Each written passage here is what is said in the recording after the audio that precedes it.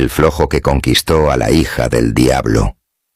En un pueblo perdido entre cerros polvorientos y chacras cansadas por el sol, vivía Pedro, un joven tan flojo que hasta los perros lo miraban con lástima, mientras sus vecinos se levantaban al amanecer para sembrar, pastar el ganado o cortar leña. Él se quedaba echado bajo un algarrobo, mirando las nubes y soñando con riquezas.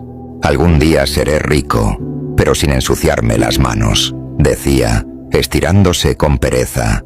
Y aunque todos lo llamaban vago, Pedro tenía un ingenio raro.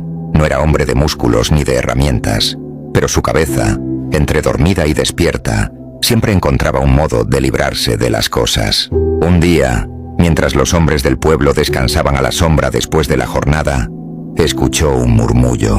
Allá afuera, en la hacienda negra, vive Lucinda, la hija del mismísimo diablo.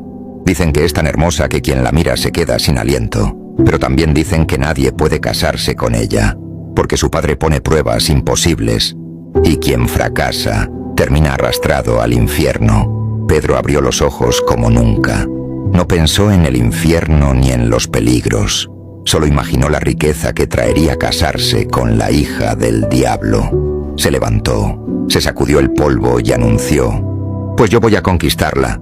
Los vecinos soltaron carcajadas. «Tú, flojo, si apenas aguantas cargar un balde de agua, ¿cómo piensas enfrentarte al diablo?» «Con flojera, que es mi mejor arma», contestó con una sonrisa. Y sin escuchar más advertencias, Pedro salió rumbo a las afueras del pueblo, donde la hacienda del diablo se levantaba con murallas oscuras, campos secos y un aire que olía a azufre. Allí estaba Lucinda, la hija del diablo. Era joven, de cabellos oscuros como la noche y ojos encendidos como brasas. Sonrió al verlo, como si estuviera esperando aquel atrevimiento. Pero detrás de ella apareció su padre, un hombre alto, de traje negro, sombrero ancho y mirada de fuego. «¿Vienes por mi hija, Aragán?», tronó el diablo. «Pues tendrás que ganártela. Te daré 3 pruebas. Si fallas, esta misma noche arderás en el infierno». Pedro tragó saliva, pero no retrocedió. Al contrario, bostezó y dijo: «Pues que sean rápidas, que tengo sueño». Lucinda apenas ocultó una sonrisa. El diablo lo llevó a una chacra sembrada que se perdía hasta el horizonte. «Quiero que cuentes cada grano de trigo que hay en este campo antes del amanecer». Pedro miró la inmensidad y se echó de espaldas, apoyando la cabeza en sus manos. Pasó las horas mirando el cielo, pensando y pensando, sin mover un dedo.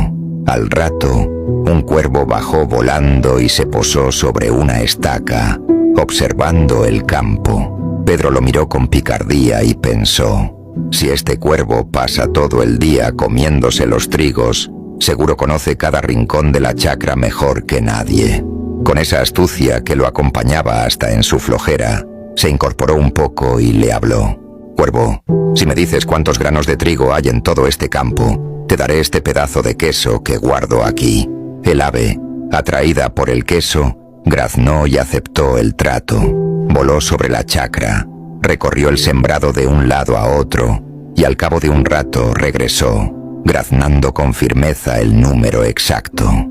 Pedro sonrió satisfecho, le entregó el queso y volvió a echarse de espaldas, descansando como si nada hubiera pasado. Cuando el diablo regresó al amanecer, lo encontró bostezando junto al campo. «¿Y bien, Aragán? ¿Has contado los granos?», preguntó con sorna. Pedro, con media sonrisa, señaló el horizonte y respondió con tranquilidad: «Claro, son exactamente los que me pediste. Ni uno más, ni uno menos».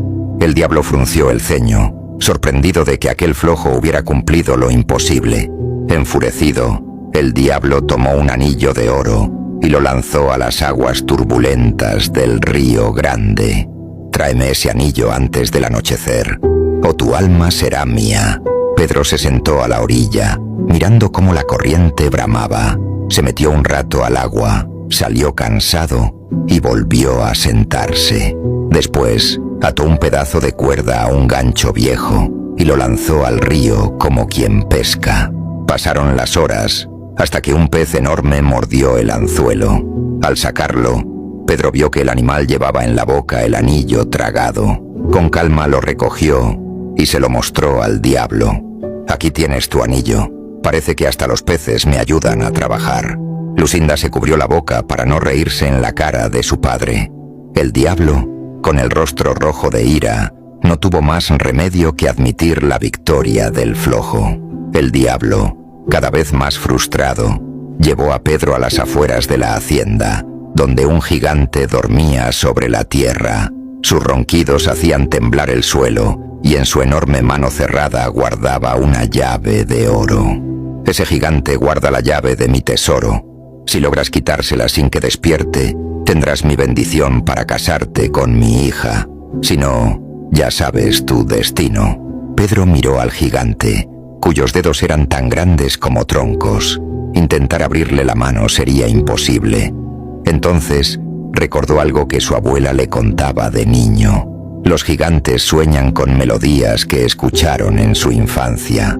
En vez de acercarse, Pedro se sentó a una distancia segura y comenzó a silbar suavemente una canción de cuna.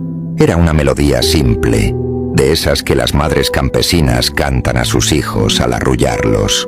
El gigante, en sueños, empezó a sonreír.